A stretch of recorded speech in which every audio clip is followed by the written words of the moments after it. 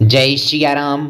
आज हम ऐसी कथा लेकर आए हैं जो आपको विश्वास हो जाएगा कि ईश्वर ही सत्य है। कंस की नगरी मथुरा में कुब्जा नाम की स्त्री थी जो कंस के लिए चंदन, तिलक तथा फूल इत्यादि का संग्रह किया करती थी। कंस भी उसकी सेवा से अति प्रसन्न था।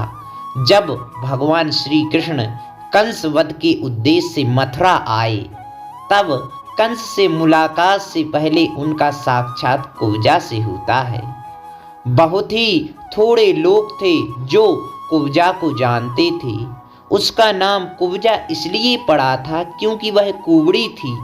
जैसे ही भगवान श्री कृष्ण ने देखा कि कुब्जा के हाथों में चंदन, फूल और हार इत्यादि हैं और बड़े प्रसन्न मन से वह लेकर जा रही है, तब श्री कृष्ण ने कुब्जा से प्रश्न किया, ये चंदन हुआ हार फूल लेकर इतने इठलाते हुए तुम कहाँ जा रही हो और तुम कौन हो? कुब्जा ने उत्तर दिया, मैं कंस की दासी, कुबड़ी होने के कारण सब मुझको कुब्जा कहकर पुकारते हैं।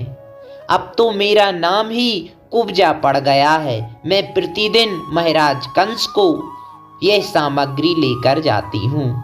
श्री कृष्ण ने कुब्जा से आग्रह किया कि तुम ये चंदन हमें लगा दो, ये फूल हार हमें चढ़ा दो। कुब्जा ने साफ इनकार करते हुए कहा, नहीं नहीं, ये तो केवल महाराज कंस के लिए है, मैं किसी दूसरे को नहीं चढ़ा सकती। जो लोग आसपास एकत्रित होकर देख रहे थे, यह संवाद सुन रहे थे, इस दृश्य को देख रहे थे, वे मन ही मन सोच रहे थे कि कुब्जा भी कितनी जाहिल गवार है जो साक्षात भगवान उसके सामने खड़े होकर आग्रह कर रहे हैं और वह है कि नहीं नहीं की रट लगाई जा रही है। वे सोच रहे थे कि इतना भाग्यशाली अवसर भी वह हाथ से गवा रही है। बहुत कम लोग के जीवन में ऐसा सुखद अवसर आता है जो फूल माला व चंदन ईश्वर को चढ़ाना चाहिए, वह उसे न चढ़ाकर वह पापी कंस को चढ़ा रही है। कुब्जा का भी क्या दोष, उसका मन वही कर रहा था जो छुपी वृद्धि उसको मन बोल रही थी। श्री कृष्ण भगवान ने कुब्जा से बार बार अनुग्रह करते हुए तो कुब्जा मान जाती है। भगवान श्री कृष्ण के बार बार अनुग्रह करने और उनकी लीला के प्रभाव से कुब्जा मान जाती है और कुबड़ी होने के कारण वह चंदन लगाने का प्रयास करती है, लेकिन कुबड़ी होने के कारण वह प्रभु के माथे पर तिलक नहीं लगा पा रही थी। श्री कृष्ण उसके पैरों के दोनों पंजों को अपने पैरों से दबाकर हाथ उठा कर ठोड़ी को ऊपर पटक कर ऊपर उठा देते हैं और कुब्जा का कुबड़पन ठीक हो गया।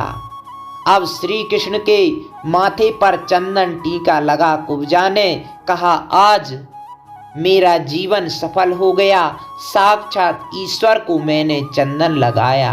मैं जिंदगी भर पापी कंस को लगाती रही, आज मेरा जीवन सफल हो गया।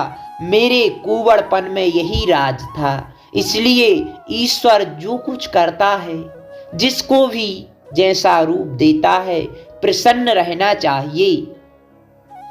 और कुंवर का यह एक सुंदर स्त्री बन जाती है कुब्जा, तो सभी देखकर हैरान हो जाते हैं। लेकिन पापी कंस फिर भी नहीं समझता कि ईश्वर जब एक कुंवर स्त्री को सुंदर स्त्री बना देता है, फिर भी हम उससे बैर क्यों रखें। यही कंस की बुद्धि।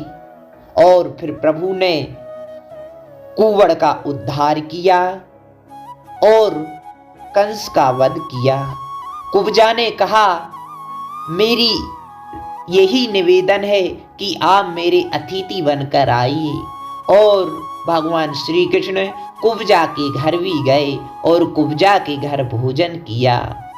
प्रभु की भक्ति अपार है और भक्त की भी अपार महिमा है। जय सिया राम, जय सिया राम।